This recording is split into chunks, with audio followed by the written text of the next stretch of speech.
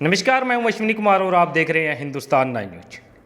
उत्तर प्रदेश के बागपत लोकसभा में इस वक्त मौजूद हैं और दीपक जी हमारे साथ हैं। दीपक जी काफ़ी यहाँ पर चर्चित चेहरे हैं और इनसे बातचीत करने के लिए आए हैं। चुनाव लगभग ख़त्म हो चुका है, 7 चरणों की जो वोटिंग है आज समाप्त हो रही है, तो बातचीत करेंगे कि कैसे चुनाव को लेकर के इन्होंने अपने एरिए के अंदर या फिर आसपास के जो लोकसभा है सीटें हैं उनको क्या कुछ देखा। और मैं बात करूं सरकार की तो किसको प्रधानमंत्री के रूप में देख रहे हैं, या फिर हम बात करें दूसरी तरफ, एक तरफ तो बीजेपी से नरेंद्र मोदी जी हैं तो दूसरी तरफ हम बात करें राहुल गांधी जी हैं इंडिया गठबंधन से, या फिर कोई अन्य चेहरा भी हो सकता है। चलिए सीधा बात करते हैं। नमस्कार जी दीपक जी।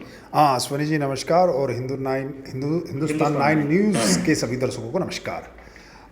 पत्रकार महोदय, जैसे कि अभी आपने कहा कि प्रधानमंत्री मोदी जी बनने वाले हैं या राहुल जी बनने वाले हैं जी। तो मैं पहली बात तो आपसे यही बताना चाहता हूँ कि एनडीए गठबंधन से तो तीसरी बार प्रधानमंत्री पद के कैंडिडेट नरेंद्र मोदी ही हैं, लेकिन इंडिया गठबंधन से अभी तक जब तक रिजल्ट ना आए 4 तारीख तक कोई भी वहाँ से प्रधानमंत्री पद का दावेदार नहीं है। ऐसा क्यों, ऐसे क्या कारण है कि देखिएगा इतनी बड़ी बड़ी पार्टियां एक साथ हुई हैं और सबसे पुरानी पार्टी कांग्रेस तो अभी तक डिसाइड ही नहीं कर पाए हैं कि अभी तक उनका कोई डिसाइड नहीं हुआ है। यही उनकी एक बड़ी कमी भी रही है इस चुनाव में कि जब तक आपका सेनापति या आपका लड़ने वाला कि आपकी तरफ से लड़ाई में आपका सेनापति कौन है, जब तक ये ना पता रहे तब तक पब्लिक जुड़ती नहीं है। आप उनके मन में उनकी मन भावनाओं के अनुसार काम नहीं कर पाएंगे, वो आपके अनुसार वोट नहीं कर पाएंगे जब तक लीडर का ही ना पता हो। तो कम से कम यहाँ एनडीए में कि तीसरी बार हमारे एनडीए के प्रत्याशी नरेंद्र मोदी जी थे। लेकिन मैं अभी आपने दूसरा कहा कि सरकार किसकी बन रही है और क्या स्थिति है। देखिए मैं पत्रकार महोदय एक बात और बताना चाहता हूँ। देखिए 14 का जो चुनाव हुआ है लोकसभा का जी, उसमें देशवासियों ने के नरेंद्र मोदी जी उस वक्त भी एनडीए के प्रत्याशी थे।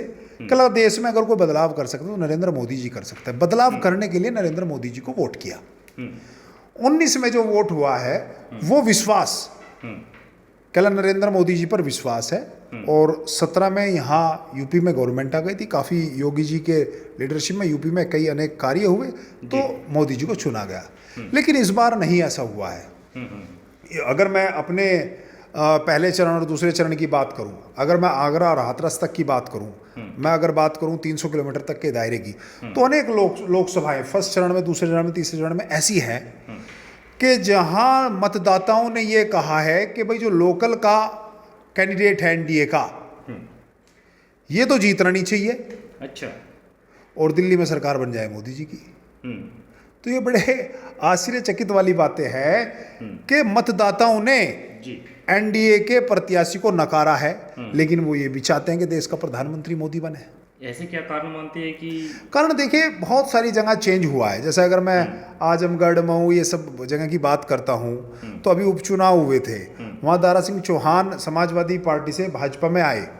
अमित शाह जी ने उनको स्वागत करा और उनको सदस्यता रद्द करा के वहाँ से समाजवादी से भाजपा से टिकट देकर उन्होंने उपचुनाव करा। नतीजा क्या आया मान्यवर, चुनाव हार गए। ओपी राजभर हो चाहे कोई और हो, भाजपा का वोटर उनको पसंद नहीं कर रहा है।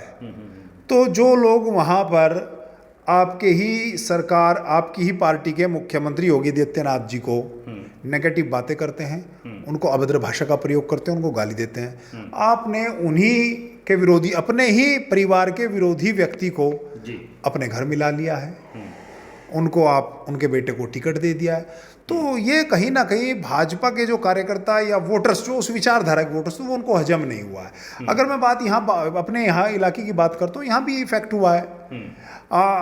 एंड टाइम पर कुछ टाइम पहले जयंत चौधरी से गठबंधन करना जी, और दोनों, मैंने तो पहले भी न्यूज़ चैनल में आपको इंटरव्यू में कहा कि दोनों ही पार्टियों को बहुत ज़्यादा घाटा हुआ है। जयंत चौधरी जी को भी बहुत ज़्यादा नुकसान हो गया और भाजपा को भी बहुत ज़्यादा नुकसान हो गया है, किसी को भी फायदा नहीं हुआ है। और यहाँ भाजपा का वोटर बैंक जो था वो उनको नहीं मिल पाया है, जयंत चौधरी को। और अगर मैं मुजफ्फरनगर लोकसभा की बात करूं तो जहां एनडीए का प्रत्याशी था वहां आरएलडी का वोटर बैंक जो था वो भाजपा को नहीं मिल पाया है।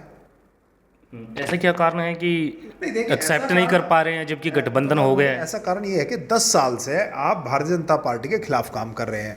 आप नरेंद्र मोदी जी को गालियां दे रहे हैं, आप भाजपा को गाली दे रहे हैं, आप उनके खिलाफ 1.5 साल धरने पर बैठे किसान बिल के लिए। जी।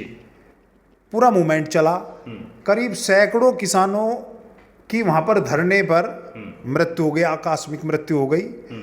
साक्षी मलिक पहलवानों वाला मामला हुआ हो, उसमें जयंत चौधरी भी कूदे, पंचायतें भी कूदी। अब एकदम से अचानक से आपने ये कह दिया कि भाई चौधरी चरण सिंह जी के विचार की झलक दिखती है नरेंद्र मोदी जी में। तो ये कहीं ना कहीं जो उनका बेस वोट बैंक था जाट वर्ग, उन्होंने नकार दिया। उन्होंने जहां भाजपा का कैंडिडेट खड़ा था, जहां लोकदल का नहीं था, उन्होंने वहां वोट नहीं किया भाजपा कैंडिडेट को, और जहां लोकदल का कैंडिडेट खड़ा था एनडीए के संयुक्त प्रत्याशी, वहां भाजपा वालों ने वोट नहीं दी है। तो क्या लगता है फिर दोनों सीटों का मुकाबला? देखिए, आप कोई भी ये चीजें कहना, जैसे कि मैं देख रहा हूँ राजनीतिक विश्लेषक है, योगेंद्र यादव हुए या पीके जी हुए या अन्य कोई हुए, वो ये कह रहे हैं कि उत्तर प्रदेश में पिछली बार 63 सीट थी, 63 सीटें नहीं आ रही हैं। अच्छा। वो कह रहे हैं 55। मेरा मानना है कि जो एनडीए की यहाँ है वो 45 आएंगी, 45 और 50 के बीच में। अच्छा। क्योंकि जिन सीटों पर वो फाइट है उनको, हम तो यहाँ का हैं मूल निवासी, हम बागपत के मूल निवासी, हम मुजफ्फरनगर, कैराना, मेरठ, हम यहाँ की नस्ल जानते हैं यहाँ क्या हुआ है क्या नहीं हुआ है। एक तरफा यहाँ एनडीए नहीं जीत रहा है बहुत। अब मैं अगर गाजियाबाद और नोएडा वगैरह की बात करूं कि जो सीटें 5.5 लाख वोटों से जीती गई थी, अगर वो सीटें एनडीए भाजपा 10,000 वोटों से जीत रही है तो मोदी मैजिक तो खत्म हो गया ना मान्यवर। जो मोदी मैजिक था, जैसा कि इस वक्त का जो मोदी जी का चुनाव था, वो मेरा मानना यह है कि 1 नेशन 1 लीडर का चुनाव था, उन्होंने लक्ष्य बनाया था। इसी के आधार पर उन्होंने विपक्ष को खत्म करने का पूरा उनके प्री प्लान था, प्लानिंग थी कि देश के अंदर एक ही लीडर होना चाहिए, एक राष्ट्र एक नेता। इसी के नजर चाहे आरोप तो कोई भी किसी पर लगा सकता है, आरोप सिद्ध होने की बात होती है। जिस तरह झारखंड के मुख्यमंत्री पर लगा, जैसे अरविंद केजरीवाल पे दिल्ली के सीएम का लगा, और चुनाव से एंड टाइम पहले विपक्ष के लोगों को जेल में डाला गया, और जिस तरीके से विपक्ष के लोगों को तोड़ा गया, जैसे कि अजीत पवार को तोड़ा गया जी, जैसे कि इधर जयंत चौधरी को तोड़ा गया, अनेक जगह जैसे राजभर को तोड़ा गया, जैसे बिहार में नीतीश कुमार को तोड़ा गया जी। तो इनके तोड़ने से, विपक्ष को तोड़ने से ये तो आभास था कि आप कमजोर हैं इस वक्त, तभी तो इन लोगों को तोड़ा। दूसरी बात, मोदी जी की छवि 2014 में ये थी कि मोदी जी अगर देश में कोई बदलाव कर सकता है तो आदरणीय नरेंद्र मोदी जी कर सकते हैं। पूरे देश में यही एक हवा थी, लेकिन ऐसा तो हुआ नहीं है। अगर आप किसी व्यक्ति को भ्रष्टाचारी कह रहे हैं और आपने उसको मिला लिया, तो वो गंगा जी में ना गए क्या?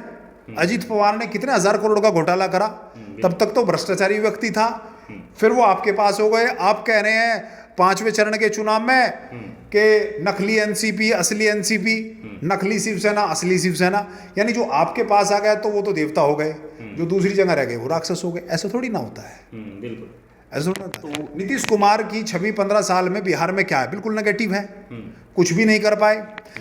वो कभी तेजस्वी के साथ, कभी इनके साथ जी। कितनी नेगेटिव। अगर नीतीश कुमार को यह ना मिला तो बिहार में निश्चित सफलता मिलती। अगर यहाँ ये गठबंधन ना करते तो भारतीय जनता पार्टी निश्चित ही सफलता होती।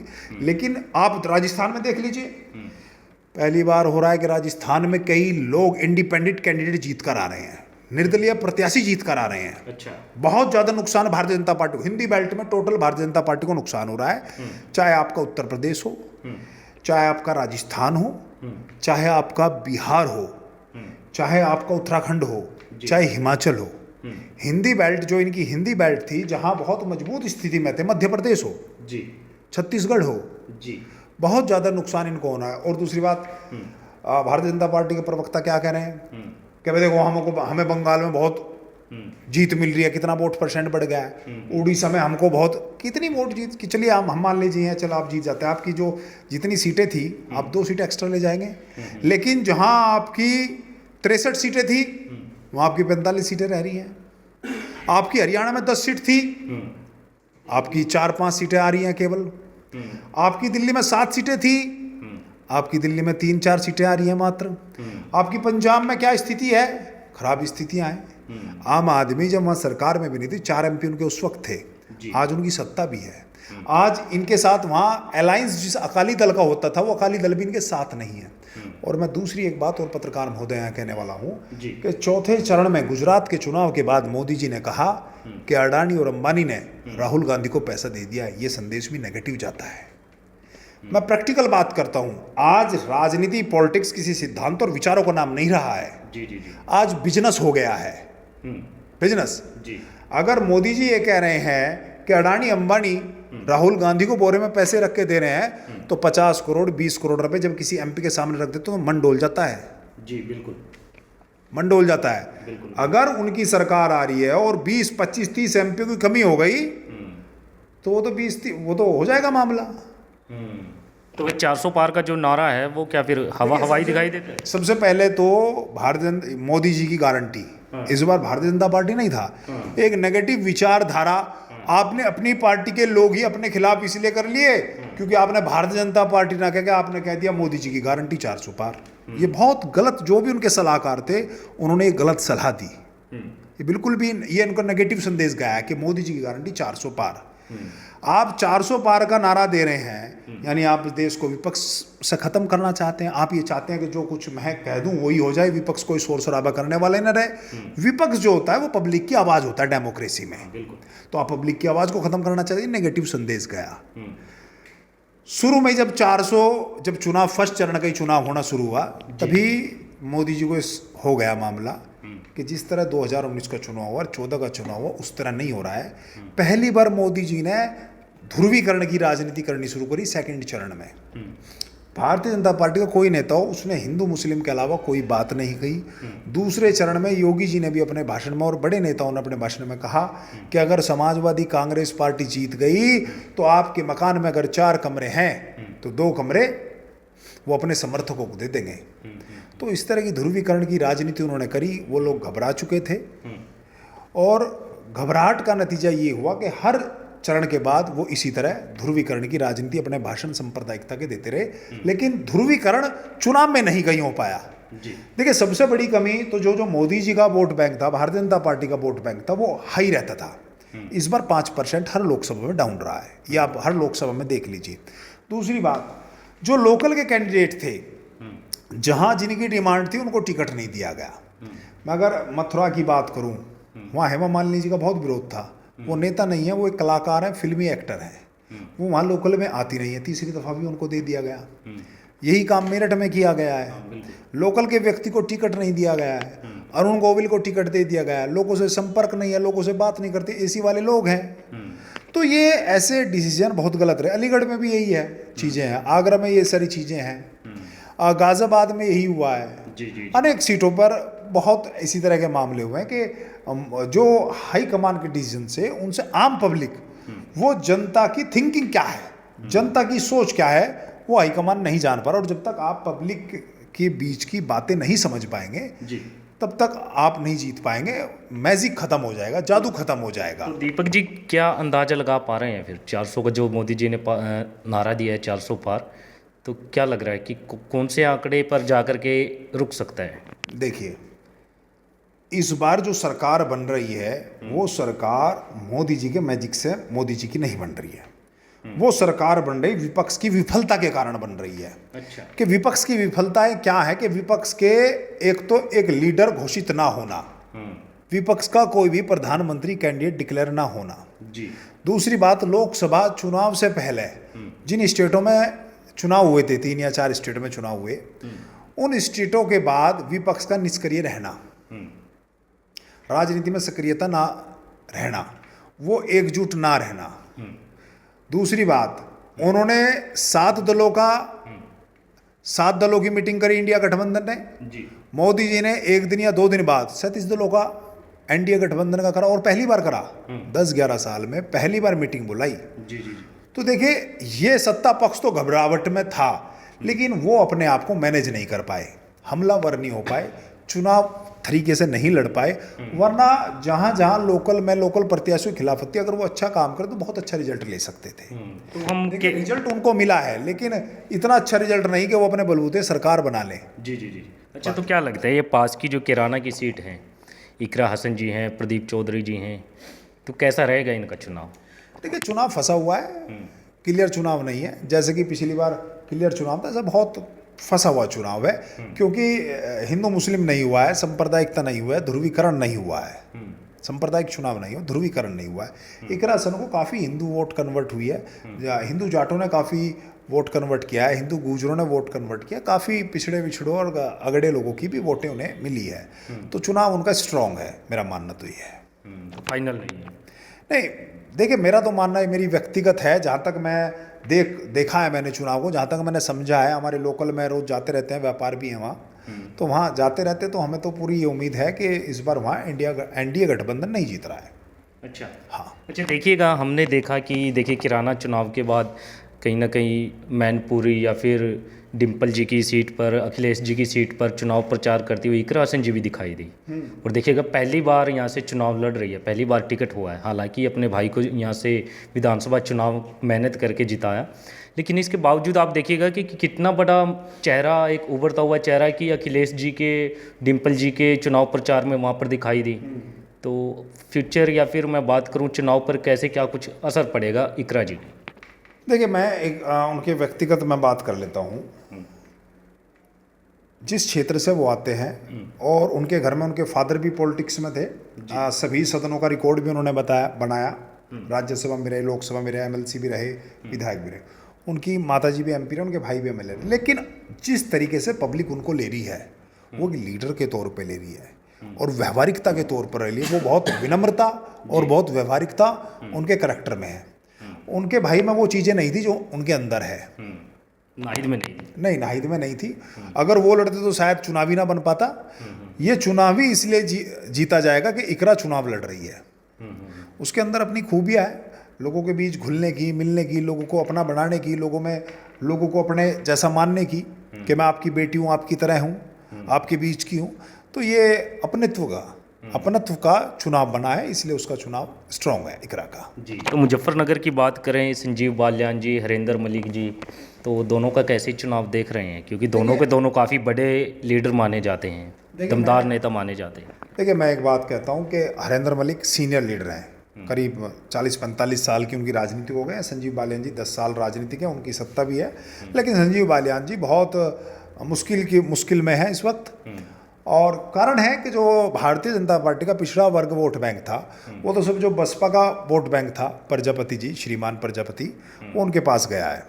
दूसरा, जनरल कैटेगरी के लोगों का वहाँ विरोध था। चाहे ब्राह्मण त्यागी जो ठाकुर, उन्होंने भाजपा को बहुत कम वोट किया है, वो सब हरेंद्र मलिक के समर्थन में गया है। जाट भी अधिकतर हरेंद्र मलिक के सपोर्ट में गया है, मुस्लिम बड़ी तादाद में हरेंद्र मलिक को सपोर्ट कर गया है। तो मुझे तो लगता नहीं कि उनका कुछ मामला बनता। मैं तो तीसरे नंबर का कैंडिडेट संजीव बालियान जी को समझता हूँ। तीसरे नंबर? हाँ जी। तो मामला खराब है फिर बीजेपी का वहाँ। देखिए मैंने तो जो बताया है, यहाँ 250-300 किलोमीटर के दायरे में तो भारतीय जनता पार्टी का बहुत ही ज़्यादा संघर्ष है, बहुत ज़्यादा संघर्ष। और मुझे नहीं लगता कि बहुमत ये अपने बलबूते ले लें जी। एनडीए के बगैर ये सरकार नहीं बना पाएंगे इस बार। पिछली बार तो 305 भाजपा की स्वयं में थी, खुद की थी, लेकिन इस वक्त जो ये बहुमत साबिल करेंगे 272 का, ये एनडीए के बगैर नहीं कर सकते। तो फिर रिजल्ट काफ़ी नज़दीक हैं, तो कैसे देख रहे हैं फिर? अब तो रिजल्ट ही आने वाला है। हाँ, आज शाम को वोटिंग के बाद सर्वे तो आना शुरू हो जाएगा, एग्जिट पोल दिखाने शुरू हो जाएगा, और एग्जिट पोल में ये आएगा जो हम बता रहे हैं आपको। फिर अब की बार बीजेपी का जो चुनाव है, जीत तो रही है, लेकिन विपक्ष की विफलता के कारण जीत रही है। देखिए विपक्ष की विफलता के कारण इस बार लोकसभा के चुनाव में कई निर्दलीय लोग जीत कर आ रहे हैं। राजस्थान से भी आ रहे हैं और बिहार से भी आ रहे हैं। अच्छा। काफ़ी लोग निर्दलीय जीत कर आ रहे हैं जी। और दूसरी बात, जो इनका बेस वोट बैंक ठाकुर या अगड़ी जातियों का, तो वो सब खिलाफ है। आप मध्य प्रदेश को देख लें, राजस्थान को देख लें, उत्तर प्रदेश को देख लें, वोट नहीं हुआ है। वोट नहीं हुआ है जी। तो दीपक जी, फिर अब की बार फिर यहाँ से निकल रहे हैं मोदी जी प्रधानमंत्री के रूप में? नहीं, मैंने तो बिल्कुल कहा है आपको, एनडीए का बलबूते वो प्रधानमंत्री बन जाएंगे। फिर दूसरी तरफ हम बात करें तो ये जो कांग्रेस की इंडिया गठबंधन की हम बात करें, तो फिर मामला वहीं पर खराब हो गया कि जहाँ पर प्रधानमंत्री का चेहरा आगे नहीं लेकर के आए। बिल्कुल, जब तक आप लीडर का चेहरा आगे नहीं करेंगे कि लीडर कौन है, तो असमंजस की भूमिका रहेगी जी। और अगर ये इस बार लीडर घोषित कर देते तो जितना पब्लिक में विरोधाभास था कैंडिडेट्स को लेकर एनडीए के, तो इन्हें इसका बहुत ज़्यादा फायदा मिलता। चलिए। ये देखिएगा दीपक जी हमारे साथ हैं। हालांकि अब चुनाव का रिजल्ट काफ़ी लगभग आ ही चुका है, और तो हमने इनसे बातचीत की और जानने की कोशिश की कि आसपास की या फिर जो राजनीति का चुनाव के रिजल्ट आने वाले हैं, कैसे क्या कुछ दीपक जी उनके बारे में सोचते हैं। तो तब तक के लिए आप देखते रहिए हिंदुस्तान 9। मैं हूं अश्विनी कुमार। जय हिंद।